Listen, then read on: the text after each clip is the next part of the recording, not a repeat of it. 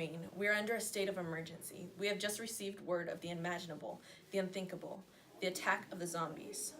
We have a week to plan and prepare for everything before they arrive. Rest assured that we are doing everything we can to prepare for this. I and 3 other coordinators with expertise in their fields will be working with the city officials to set up a plan of action. Here they are to present their plans. First up, we have a phone call with Miss Marie Lincoln. Hi, Belinda. Thank you for having me. My name is Marie. I'm the coordinator for defense. Here are a few key points that I'll be going over. The objective is to eliminate as many zombies as possible in the initial raid.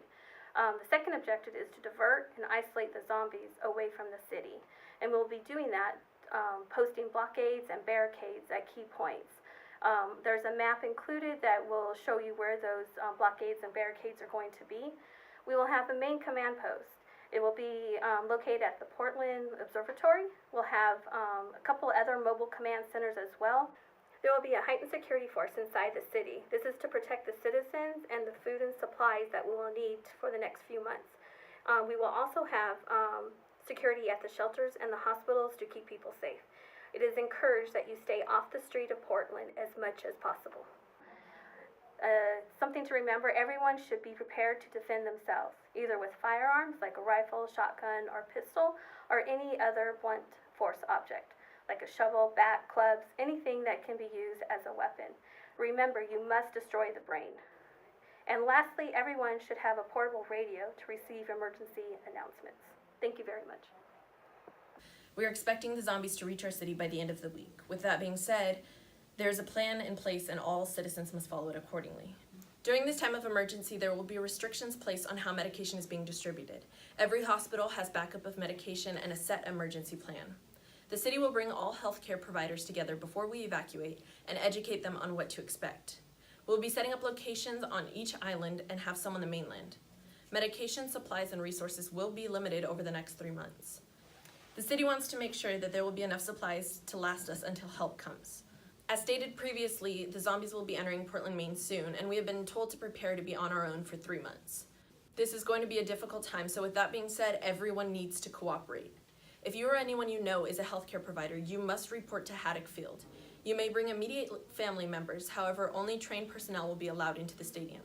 Once inside, instructions will be given to you on how to identify if someone is infected, and where you will be stationed and what supplies you will be given.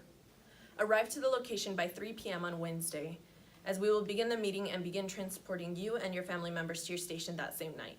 Due to limited supplies, the healthcare providers will have the right to refuse care to anyone who does not meet the definition of a medical emergency. As we are evacuating and over the course of the next 3 months, there's a very realistic threat that you will become infected.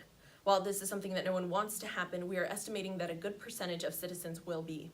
If you have been infected, please take this seriously. If you attempt to evacuate with healthy citizens, you will only cause potential harm to your friends, family, and the rest of the Portland population. This is a risk that we cannot take. Next, we're going to hear from Ms. Medeiros for the food and supply distribution.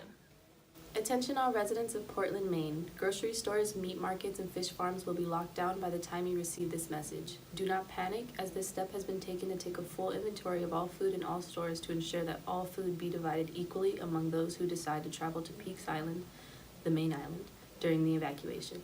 Upon the completion of an inventory, all citizens will receive the following, with a supply large enough to feed all residents for the 90-day period expected before assistance arrives. And finally, we have the evacuation plan from Mr. Alvarez. My name is Vladimir Alvarez, and I'll be presenting you the evacuation plan for Portland, Maine. To avoid the chaos that might appear while evacuating from the city, it was decided to split Portland into 4 sections to reduce the traffic and chaos as seen in Figure 1.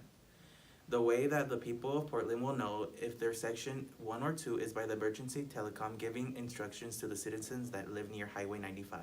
We are evacuating the professionals, doctors, police, store managers, and etc. with their immediate families first to Haddock Field to be informed about the crisis that we are facing right now.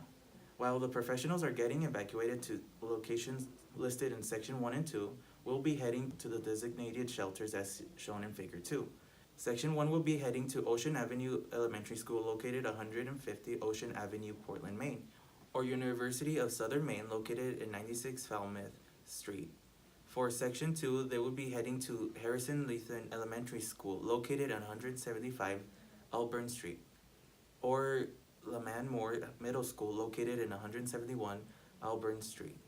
When arriving to one of those shelters designated to the section, you'll have to leave your vehicle at the shelters and give the person in charge your car keys. We need your vehicles to barricade the Highway 95 to stop or slow down the zombies.